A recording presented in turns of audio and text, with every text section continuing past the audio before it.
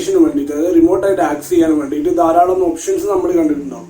ഇപ്പോൾ computer വിൻഡോസിലാണെങ്കിൽ inbuilt ആയിട്ട് നല്ല ഫീച്ചറാണ് റിമോട്ട് ഡെസ്ക്ടോപ്പ് എന്ന ആപ്ലിക്കേഷൻ. ഇനി അതെല്ലാം നമുക്ക് റിമോട്ടിലി ആക്സസ് ചെയ്യാനാണെങ്കിൽ, ഐ മീൻ ഇന്റർനെറ്റ് വഴി നമ്മൾ വേറെ എവിടെയെങ്കിലും ഒരു സപ്പോർട്ട് കൊടുക്കുകയാണ്, അല്ലെങ്കിൽ നമ്മുടെ കമ്പ്യൂട്ടർ വേറെ ആർക്കെങ്കിലും ആക്സസ് ചെയ്യണം. ആ അവസരത്തിലെല്ലാം വേറെ വേറെ കുറെ ആപ്ലിക്കേഷൻസ് ഉണ്ട്. അപ്പൊ അതൊക്കെ ഉപയോഗിച്ചിട്ട് നമുക്ക് എന്ത് ചെയ്യാം, മറ്റുള്ള കമ്പ്യൂട്ടറുകൾ നമ്മുടെ കമ്പ്യൂട്ടർ സ്ക്രീനിലേക്ക് കൊണ്ടുവരാം. അവിടെ ഉപയോഗിക്കുന്നത് പോലെ തന്നെ നമ്മുടെ കമ്പ്യൂട്ടറിന്റെ മുന്നിൽ ഇരുന്നുകൊണ്ട് നമുക്ക് ഉപയോഗിക്കാനും പറ്റും. പക്ഷേ നമ്മുടെ ഫോണിന്റെ സ്ക്രീന് ഏതെങ്കിലും ഒരു കമ്പ്യൂട്ടർ വഴി നമുക്ക് ആക്സസ് ചെയ്ത് കൺട്രോൾ ചെയ്യാൻ പറ്റും. അതായത് കമ്പ്യൂട്ടറിന്റെ അടുത്തിരുന്നു കൊണ്ടല്ല. ഞാൻ എക്സാമ്പിൾ പറയുകയാണെങ്കിൽ, ഒരാൾ ദുബായിൽ ഇരിക്കുകയാണ്, ഫോൺ നാട്ടിലാണുള്ളത്. അപ്പൊ നാട്ടിലുള്ള ഫോൺ ദുബായിൽ നിന്ന് ആക്സസ് ചെയ്തിട്ട് അവിടുന്ന് എന്തെങ്കിലും കാര്യങ്ങൾ ചെയ്തു കൊടുക്കണം. അപ്പൊ നാട്ടിലെ ആളില്ലാത്തതുകൊണ്ട് ദുബായിലാണ് അതിന്റെ ആളുള്ളത്, അവർക്ക് അറിയത്തുള്ളൂ ഫോണിൽ എന്തെങ്കിലും ചെയ്യാൻ. വീട്ടിൽ നമ്മുടെ പ്രായമായവരുണ്ടെങ്കിൽ അവർക്ക് നമ്മൾ ഫോണൊക്കെ വാങ്ങിച്ചു കൊടുത്തിട്ടുണ്ടാവും. പക്ഷെ അവർക്ക് ഫോണിനെ പറ്റി വലിയ പിടുത്തമൊന്നും ഉണ്ടാവില്ല.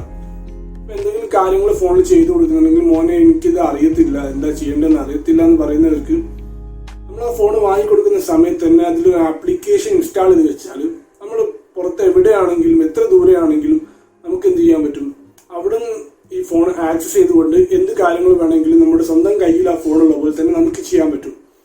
പിന്നെ അതിന്റെ സെക്കൻഡ് ആയിട്ടുള്ള ഒരു ആപ്ലിക്കേഷൻ എന്ന് പറഞ്ഞാൽ, ഇപ്പോൾ IT ഫീൽഡിലൊക്കെ വർക്ക് ചെയ്യുന്നവരാണെങ്കിൽ കമ്പ്യൂട്ടേഴ്സിനൊക്കെ ഡെസ്ക്ടോപ്പിന് സപ്പോർട്ട് കൊടുക്കുന്ന ആൾക്കാരുണ്ടാവും. അപ്പോൾ ഡെസ്ക്ടോപ്പിന് സപ്പോർട്ട് കൊടുക്കുന്നത് പോലെ തന്നെ ഇപ്പൊ നമ്മൾ അത്യാവശ്യമായിട്ട് സപ്പോർട്ട് കൊടുക്കുന്ന ഒരു സംഗതിയാണ് സ്മാർട്ട് ഫോൺസ്. കൂടുതൽ ആൾക്കാർ സ്മാർട്ട് ഫോൺസിലാണ് അവരുടെ കമ്പനി ഇമെയിൽസ് ഒക്കെ ഡീൽ ചെയ്യുന്നുണ്ടാവുക. അപ്പൊ പലപ്പോഴായിട്ട് എനിക്ക് പേഴ്സണലി സ്മാർട്ട് ഫോണിൽ സപ്പോർട്ട് കൊടുക്കേണ്ട ആവശ്യം വന്നിട്ടുണ്ട്. ഓരോ കമ്പനിയിലുള്ളവർ അവർ പുതിയ ഫോൺ വാങ്ങുമ്പോഴെല്ലാം അവർക്ക് ഇമെയിൽ അതിൽ കോൺഫിഗർ ചെയ്യേണ്ട ആവശ്യകതയും മറ്റു ഇമെയിൽസ് വരാതിരിക്കുക, അങ്ങനത്തെ കാര്യം ചെറിയ ചെറിയ ആവശ്യങ്ങൾക്ക് നമ്മൾ ചിലപ്പോൾ കുറെ ട്രാവൽ ചെയ്ത് പോകേണ്ടി വരും.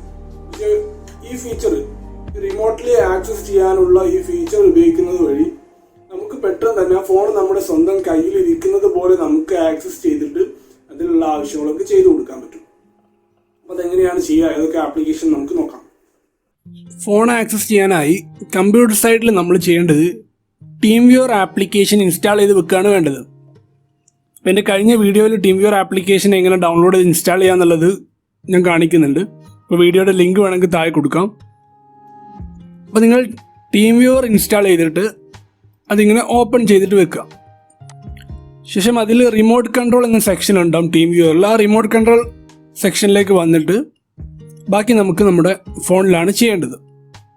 ഇതിപ്പോൾ ദൂരെ ഇരിക്കുന്ന ആൾ അവരുടെ കമ്പ്യൂട്ടറിൽ ചെയ്യേണ്ട സംഗതിയാണ്. TeamViewer ആപ്ലിക്കേഷൻ ഓപ്പൺ ചെയ്ത് റിമോട്ട് കൺട്രോൾ എന്ന മെനുവിലേക്ക് വന്ന് നിൽക്കുക.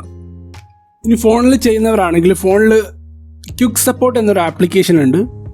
ക്വിക്ക് സപ്പോർട്ട് എന്നുള്ള ആപ്ലിക്കേഷൻ നമ്മൾ പ്ലേ സ്റ്റോറിൽ പോയിട്ട് ഇൻസ്റ്റാൾ ചെയ്യണം.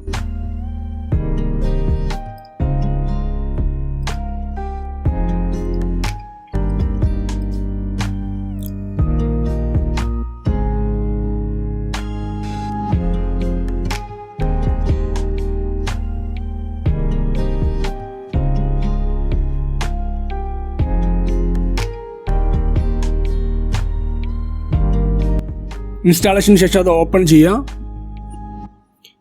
അഗ്രി ആൻഡ് കണ്ടിന്യൂ പ്രസ് ചെയ്യുക. റൈറ്റ് സൈഡിലേക്ക് ഒന്ന് സ്ക്രോൾ ചെയ്തതിന് ശേഷം ഡൺ പ്രസ് ചെയ്യുക. അപ്പോൾ നമ്മൾ സെറ്റിങ്സിൽ ഒരു ഓപ്ഷൻ എനേബിൾ ചെയ്യാനുണ്ട്. അപ്പോൾ നിങ്ങൾ ഇവിടെയുള്ള ഈ കാണുന്ന ഈ വിൻഡോയിലുള്ള സെറ്റിങ്സ് എന്ന് പ്രസ് ചെയ്തതിന് ശേഷം അപ്പോൾ നിങ്ങൾ സെറ്റിങ്സിലേക്ക് റീഡയറക്റ്റ് ആവും. അവിടെ ക്വിക്ക് സപ്പോർട്ട് എന്ന് കാണാൻ പറ്റും. ക്വിക്ക് സപ്പോർട്ടിൻ്റെ നേരെയുള്ള ആ ബട്ടൺ ഒന്ന് എനേബിൾ ചെയ്യുക. ഇനി ബാക്ക് അടിക്കുക.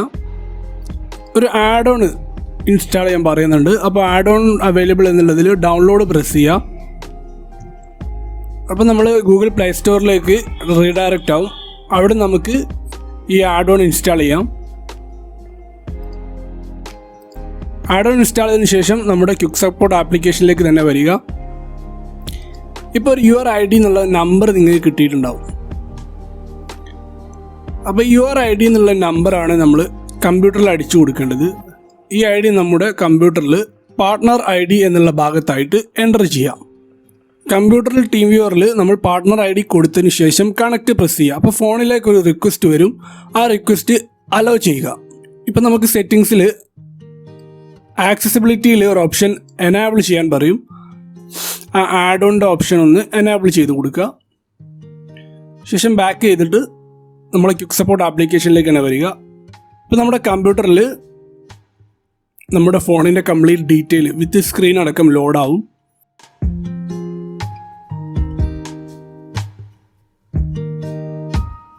ഇത് സ്ക്രീൻ ജസ്റ്റ് ഷെയർ ചെയ്യുകയല്ല ചെയ്യുന്നത്. നമുക്കിതാ ഇതുപോലെ സ്ക്രീൻ ഇവിടെ നിന്ന് കൺട്രോൾ ചെയ്യാം. നമുക്ക് എന്ത് വേണമെങ്കിലും ചെയ്യാം. നമ്മൾ സാധാരണ കയ്യിൽ ഫോൺ എങ്ങനെയാണ് യൂസ് ചെയ്യുന്നത് അതുപോലെ തന്നെ നമുക്ക് മൗസ് ഉപയോഗിച്ചുകൊണ്ട് ഫോൺ ഉപയോഗിക്കാൻ പറ്റും.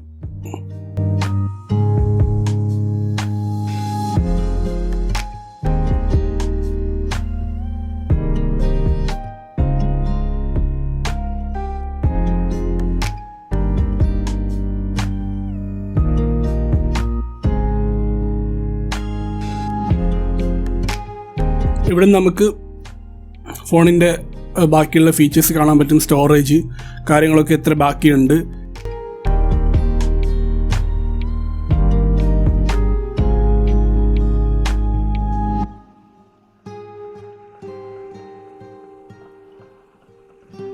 ഏതൊക്കെ ആപ്ലിക്കേഷൻ ഇൻസ്റ്റാൾ ചെയ്തിട്ടുണ്ട്. ആപ്ലിക്കേഷന് വേണമെങ്കിൽ ഇവിടുന്ന് അൺഇൻസ്റ്റാൾ ചെയ്യാം. നമുക്ക് എല്ലാ സപ്പോർട്ടും നമ്മുടെ കയ്യിൽ ഫോണിരിക്കുന്നത് പോലെ തന്നെ നമുക്ക് ഇവിടുന്ന് ചെയ്തു കൊടുക്കാൻ പറ്റും.